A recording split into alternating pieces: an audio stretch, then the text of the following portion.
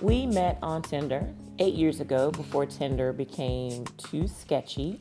I was living in upstate South Carolina and had a very far radius on who I would match up with because I didn't want anyone rolling up on me and my two children that lived too close to me. So I had the radius, I think, extended to about 100 miles for safety because, people is crazy.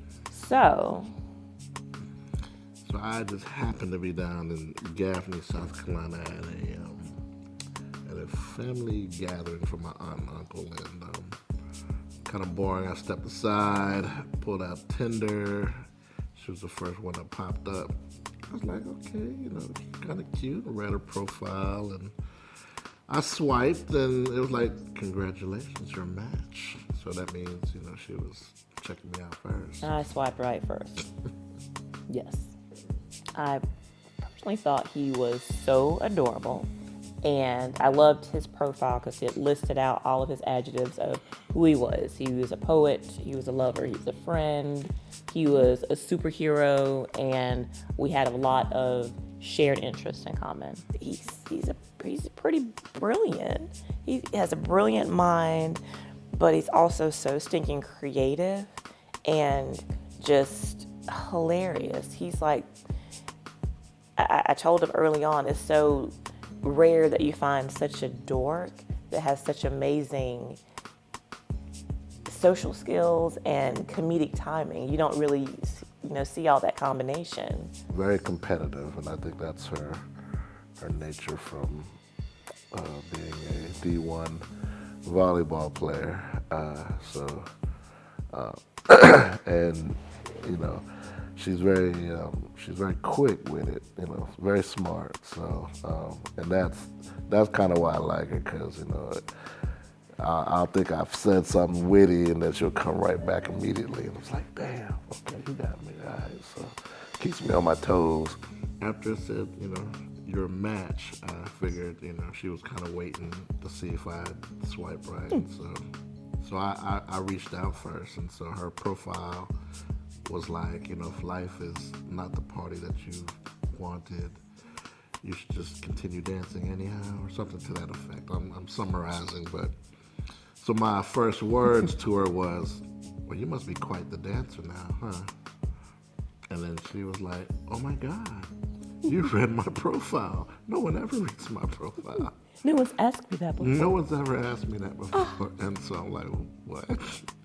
So that was our first words, and I was like, oh wow, just reeling him in at that point. She was on the hook, So. Not even. I had to ask him about why he considered himself to be a superhero. What was his superpower or whatever.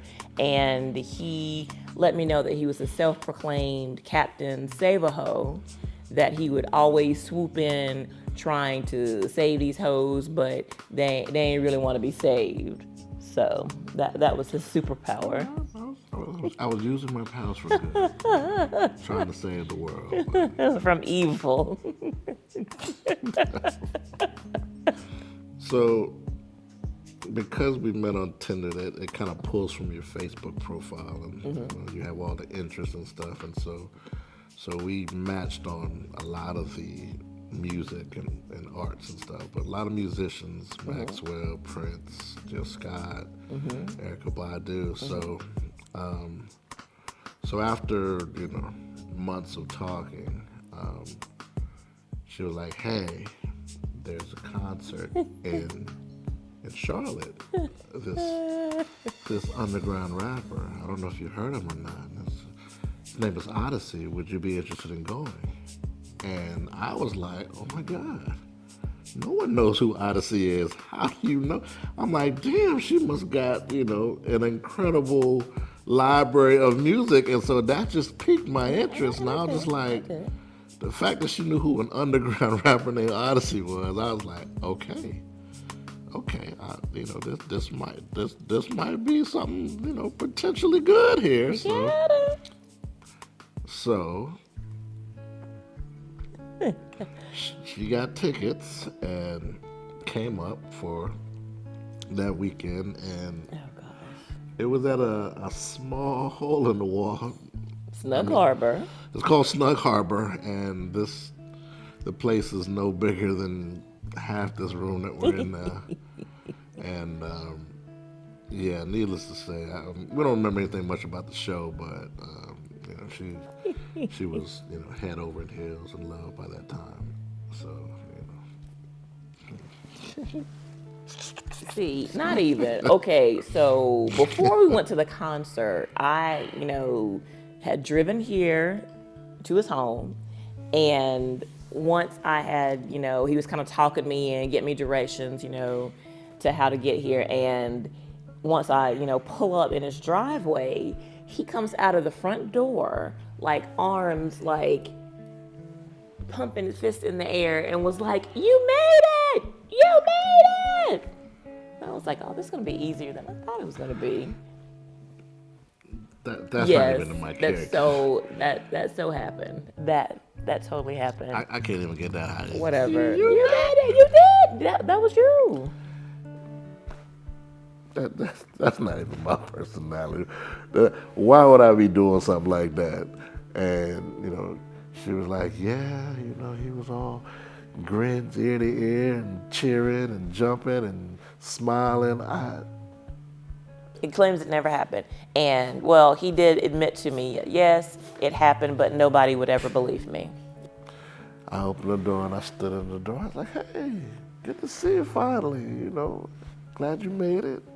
Here's the house, you know, and I sat down, you know, I gave her the tour, and I was like, here's the piano you hear me playing on, you know, when we're on the phone. And I sat down, I played a little Tender Love, and after that, I mean, yeah, she was a puddle of Tiffany on the floor. I knew at that point, I was like, dang, she's not even gonna make this hard for me this weekend. But I was gonna let her live. I'm thinking, oh my gosh, he is so into me. This is gonna be the easiest, the easiest shakedown ever. I was coming for his heart. What did I wear on our first date? I don't know. I don't know if you want this for the camera here, but no, I don't remember.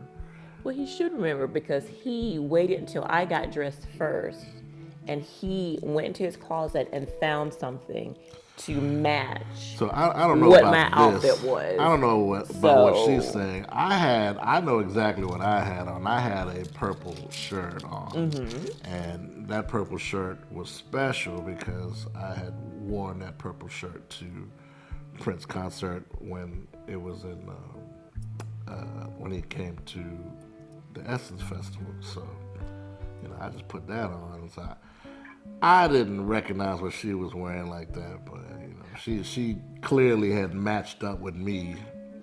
Okay, lies, because number one, again, I got dressed first. He saw my outfit, purple top with black shorts, and he changed into his purple shirt. And B, Essence Festival happened after our first date. Essence Festival happens in July. Right. 4th of July. It was. And This is June. the Essence Festival happened that I went to was the year prior. No, you lies. The year prior. Cut. Year prior. I'm not even playing anymore. Year prior, so. No. Nice try, but You went afterwards. nice try. You went July. I mean, the people watching can Google and say, when did Prince do the Essence Festival? And we'll find out It was just okay. All right. what year it was. Because you hadn't been since. I mean, you know, there's been a lot of COVID and stuff. It You was- can't go there It anymore. was 2014 I mean, in July. I only went because of Prince. Exactly. And when you Yeah. wore it, you wore it. Okay. I can't stay mad at her because she does dumb things all the time. And I had a lot of people that just would go out there and clown themselves for laughter. And I was like, yeah, you know. So that's why. That's a unique quality there, man. I don't even play no more. He likes to tell the story that he was trying to let me live. he was ignoring what he felt to be my advances. I'm a lightweight drinker. I don't like to drink too much, but when I get a lot of liquor in me, I start feeling loose, and but I would drink and then I would not finish it all and I'd give it to her. And so by that time, she was kind of just lit the entire night. So, and then she just kept on, so she's way taller than me. She just kept on kissing me on the top of my head, kissing me. And I'm like, all right, now I better go on with all that kissing because I'm trying to let her live, right? And so she's just kissing me. It's like, I ain't scared of you. And so she's just kissing me. And I was finally like, all right. So I just kind of grabbed her by the hands and I just kissed her in the mouth. So technically I was the first one to kiss her. So she's like, oh, okay. I didn't think you was interested in me like that. Like, oh goodness, the fact that I didn't have any friends that came and picked me up and I just stayed. But the thing of it was, he kept introducing me to all of his friends. Just for whatever reason, this was a weekend that all of his friends were in town. So we, went to different gatherings, met all his friends. So I'm thinking, okay, this is a pretty big deal. I'm meeting all of his friends the first weekend. Okay, that's pretty significant. So this whole time, the whole weekend, she was talking about this friend, that was, oh, don't worry about it. I'm going to be with her. I'm not going to be long. And so I'm like, all right, cool. So we go to the show. And then afterwards, I'm like, so, you're going to go home? Or you going to go to your friend's house or you going to stay here? She's like, well, I can't seem to get her on the phone. So I think I'm just going to stay tonight. I was like, cool. So early in the day, I gave her the tour of the house. It's like, we got 5 rooms in here. You can choose any one you want. I'm sleeping down here, so you choose. And so she likes to say that I turned off all the lights in the house and she couldn't see where it goes. The only light was on in my bedroom, so she had to follow me there. And I'm like, no, I had all the lights on. She could have went anywhere she wanted. When she chose, well, I'm going to stay in here. So I was like, but again, I was going to let her live, and I was going to let her live. So we had gone to the Epicenter, and his story is that I was drinking all weekend.